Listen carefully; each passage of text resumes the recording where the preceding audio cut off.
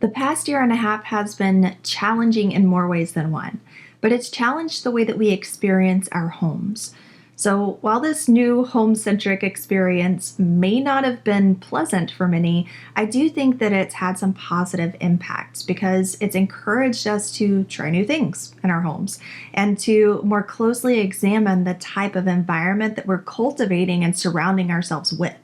So whether that conclusion was good or bad, I do think that that awareness is always good.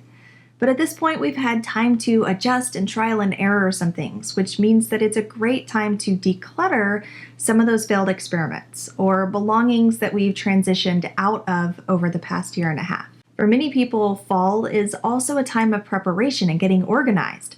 Kids are going back to school, the holidays are going to start dominoing shortly after, and for a lot of people, summer vacation is coming to an end, which also means that spending time outdoors is going to soon be coming to an end, and that makes this also a great time to prepare your space for that extra love and time indoors.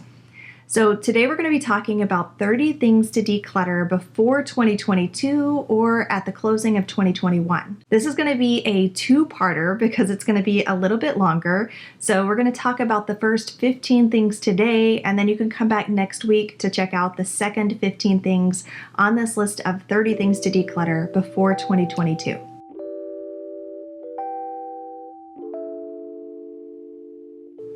If you're new here, my name is Mia Danielle and I chat about holistic and clutter-free spaces. So if that's something you're into, be sure to subscribe and turn on those notifications. I release new videos every Tuesday. So let's go ahead and dive in. I think that the natural place to start is going to be with clothes. So the first thing is clothes that no longer fit or that are now worn out. As is to be expected with any big lifestyle change, many of us have had weight fluctuations or lifestyle fluctuations that have greatly altered our wardrobe usage. It's not all quarantine pounds, although I know that many people have experienced that, but a lot of people went the opposite direction and used quarantine as an opportunity to eat healthier foods as opposed to grabbing fast food on their 30-minute work break. And aside from the weight fluctuations, the increased use of loungewear has led to spikes in loungewear and sneaker purchases, according to Consumer Reports. So this means that you might be wearing out those types of clothes at a much faster pace than you used to.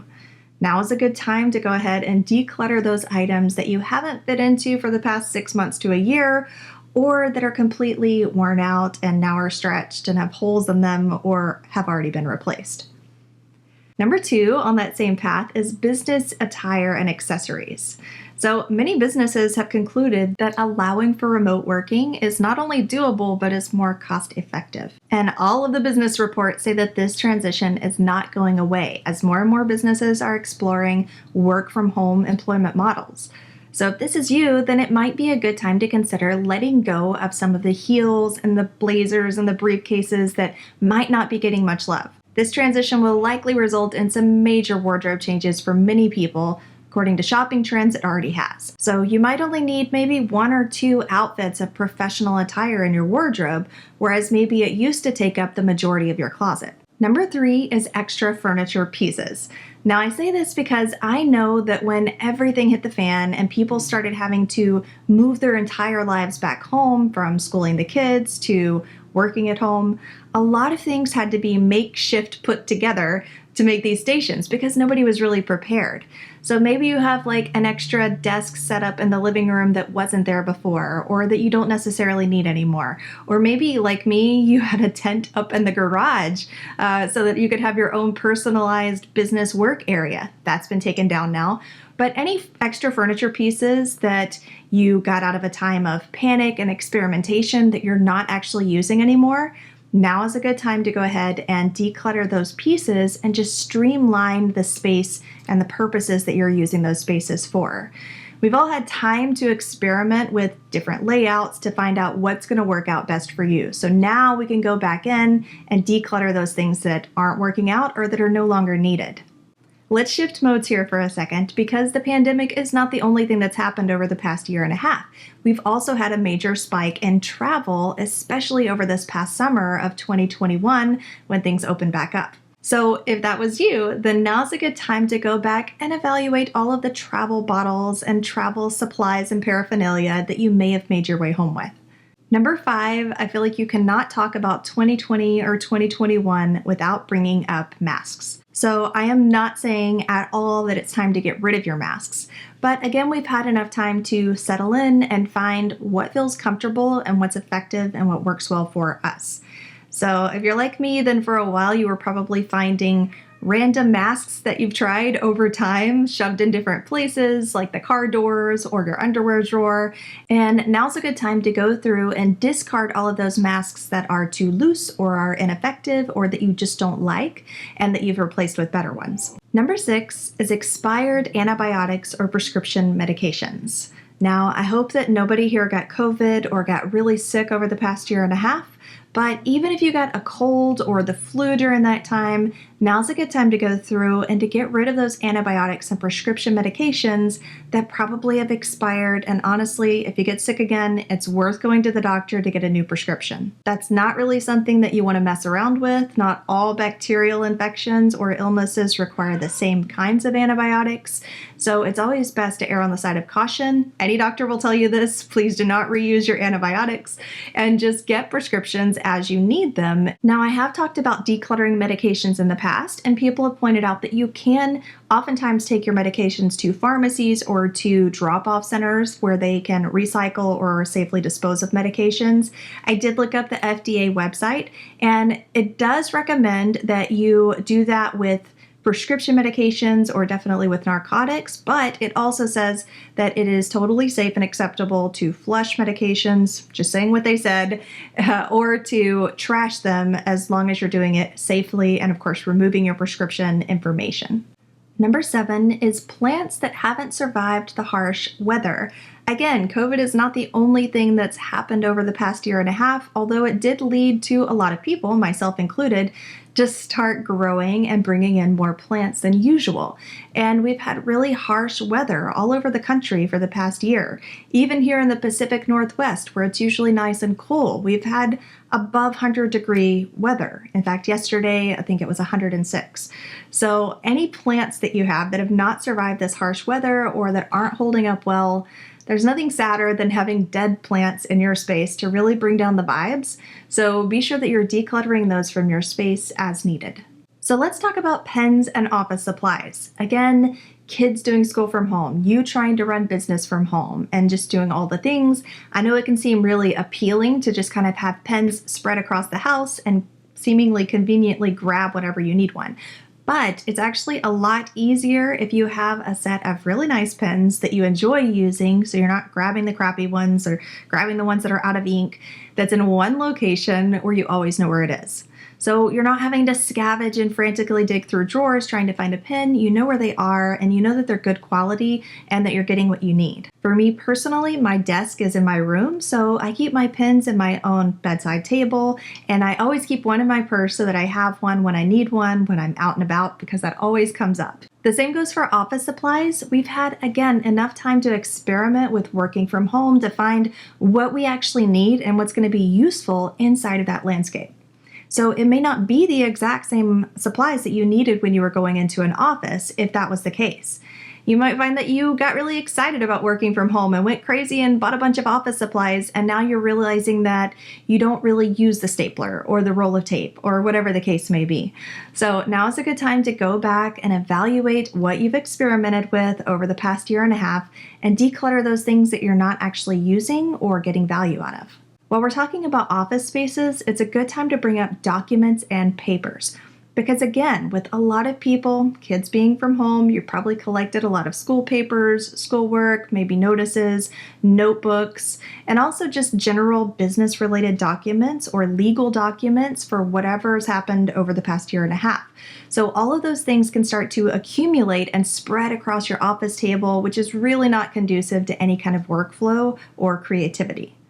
So as we start to come into soon transitioning into this fall planning season, kids going back to school, hopefully to stay, we'll see what happens, and getting adjusted to working from home as much as you are or are not going to be, You should again have experimented enough to know what documents you need, what papers you need, and to find some kind of a system that's going to work for you. And I always recommend digitizing as much as possible. It is possible to digitize like 99% of your papers. I know because I do it every single day. And so I encourage you to find some kind of a system that works for you so that you can declutter a lot of those documents and papers. Number 11 is boxes. It's no surprise that there's been a lot of online shopping, and again, that is likely not going to be going away. It's probably only going to increase. But if you're like most people, then you've probably been hitting up Amazon quite a bit over the past year and a half. The numbers show that there definitely has been a great drastic increase in those types of purchases, which also means a lot more boxes, a lot more packaging, not to mention any boxes that you may have brought home from the office with work supplies. So now's a great time to go through and recycle those boxes and maybe even pick one or two to use for your decluttering process.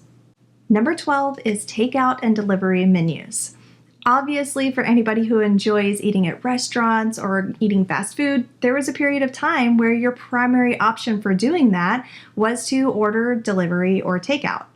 However, most restaurants have a menu that's available online. So they're digitized, you can pull up their menu on something like Uber Eats, and in any case, if they don't, you can always just take a screenshot or a picture with your phone of their menu so that you're not having to keep a collection of all of these restaurant menus inside of your drawer. Let's roll into some of the more leisure activities that we've dug into over the past year and a half. So number 13 is any books that you've read through, especially if you're honest with yourself and you know that you're not going to go back and reference those books or read through them again. Number 14 is any puzzles that you've finished or games that you aren't going to be playing anymore. And by games, I'm mostly talking about board games, physical media games like card games, games that maybe you've tried out with the family or to keep yourself entertained. And it turns out that that particular game just really isn't your cup of tea and you're not going to be reaching for it anymore. Now's a good time to declutter those things. And number 15 is hobbies that didn't make the cut or that have already run their course. So maybe you really got into knitting for a while or crocheting or painting or, something to really express your creative side, which I think is wonderful. I have a whole other video on how to be a creative without clutter that you can reference right here.